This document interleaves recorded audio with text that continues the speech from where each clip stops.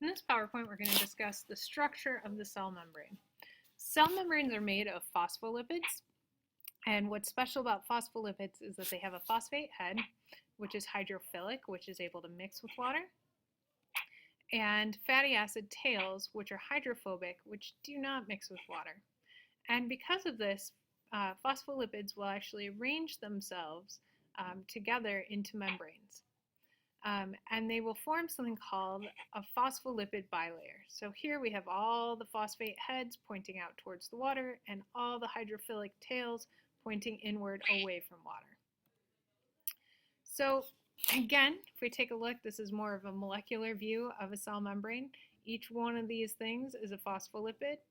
Here's the phosphate head, and here are the lipid tails. So the polar hydrophilic heads point outward toward the water, and the nonpolar hydrophobic tails point inward. And so this allows us to form cellular barriers or borders, or what we call a cell membrane.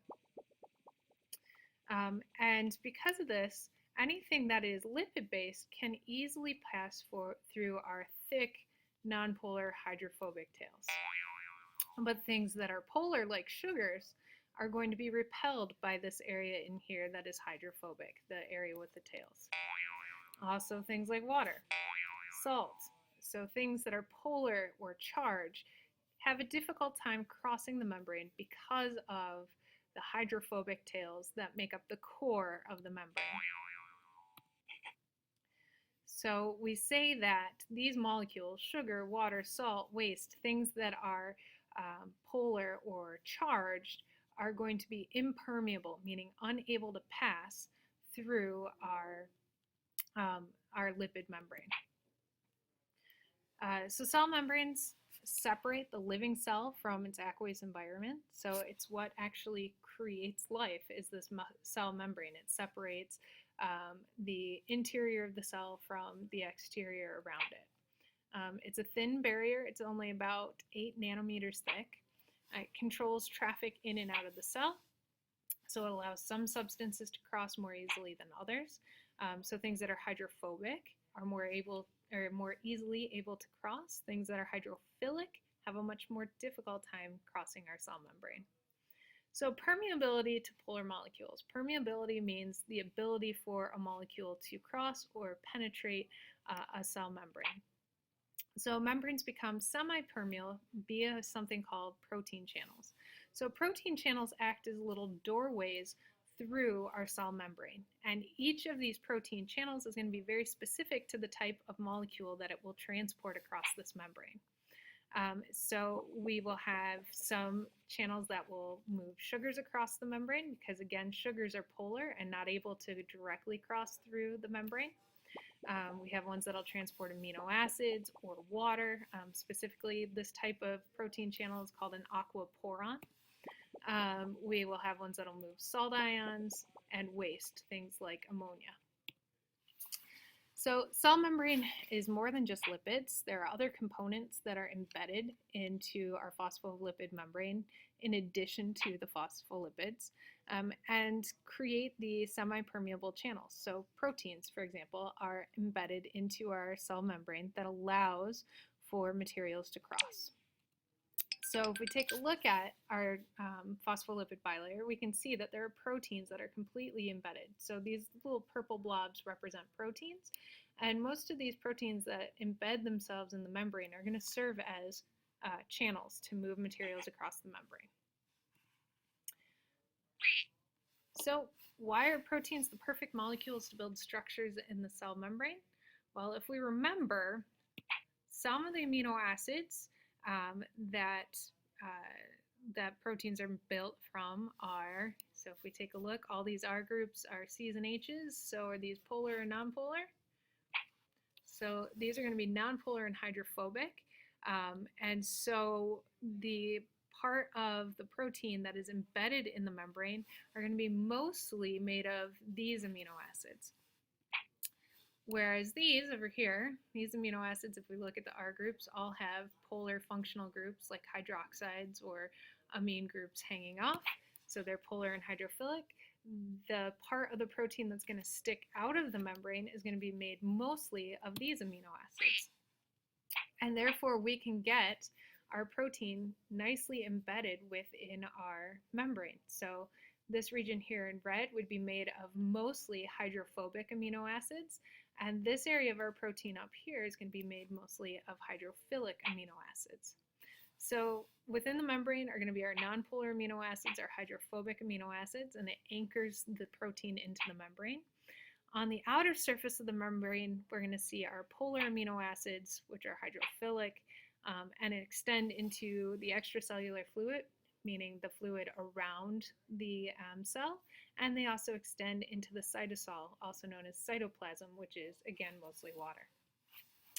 So examples of these proteins that are embedded in membranes, we have what are called aquaporons, water channels that actually help with the movement of water through the membrane. And then we also have right here, which is called a proton pump channel. So this actually is going to move protons, and what we call protons are H plus ions. H plus ions or hydrogen ions are known as protons because to be H plus, they have no electrons, they only have a proton. So moving hydrogen ions across the membrane in both directions. So function through conformational change. What that means is the way that proteins actually help and assist molecules across the membrane is by slightly changing their shape. So there are many functions of membrane proteins. We have ones that are transporters, which we talked about already, that act as little openings in their membrane to allow certain molecules to pass through the membrane, specifically things that are charged or polar. We have some that function as enzymes. We have some that will function as surface receptors, meaning accepting a signal from another cell. So these surface receptors allow cells to communicate with each other. We have ones that are cell surface identity markers. So this is actually something called, well, if you look, it's a bunch of hexagons. So those are sugars attached to our protein. So we call this a glycoprotein. Glyco meaning sugar and protein, talking about the protein here.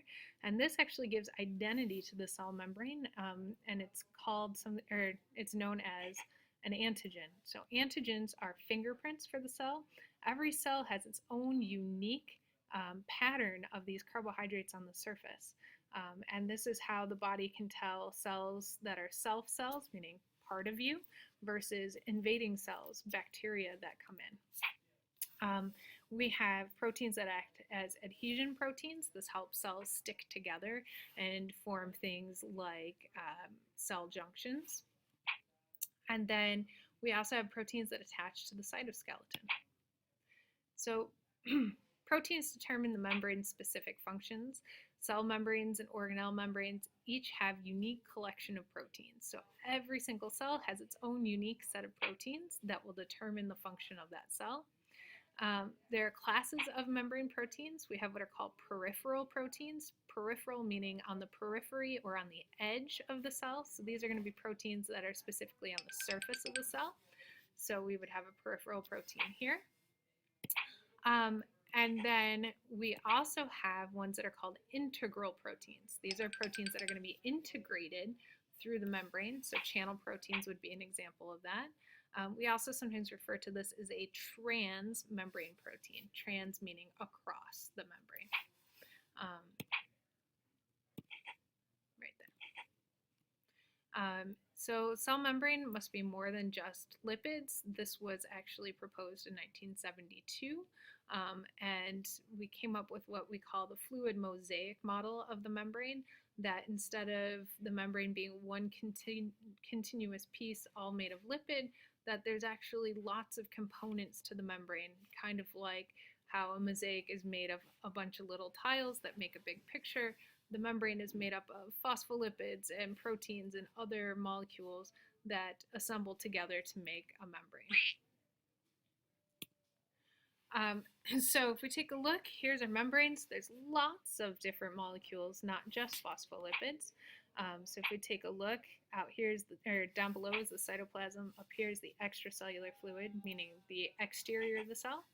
We have cytoskeleton filaments here, phospholipids over here, And then these molecules, we've seen them before when we talked about lipids. This is cholesterol. And what the cholesterol actually does is allow for some flexibility in the membrane. Here are transmembrane proteins, proteins that are going to be crossing our membrane. Here's a peripheral protein, this guy right here, not referring to this, but this little guy right here, he's sitting on the peripheral or the edge of our membrane. We have glycoproteins, so sugars attached to the protein here. We have glycolipids, so if you take a look, instead of a phosphate head, we have a chain of sugars attached to our fatty acids. So membrane carbohydrates play a very key role in cell-cell recognition, meaning how one cell of our body recognizes another cell. And these carbohydrates form what are called antigens. Antigens are specific cellular fingerprint. Every cell has its own set of antigens and its own fingerprint. So this is how your body can recognize self cells, meaning cells that belong to you as an organism, versus cells that don't belong to you or might be a pathogen, meaning a cell that would make you sick. So important in organ and tissue development. And this is also the basis for rejection of foreign cells by the immune system.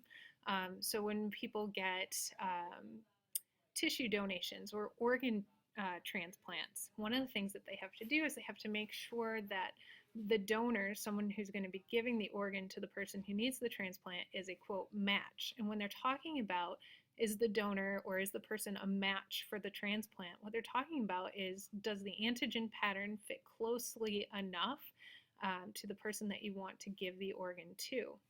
If the antigen pattern doesn't match close enough, what will happen is the body's immune system will actually reject that transplanted organ.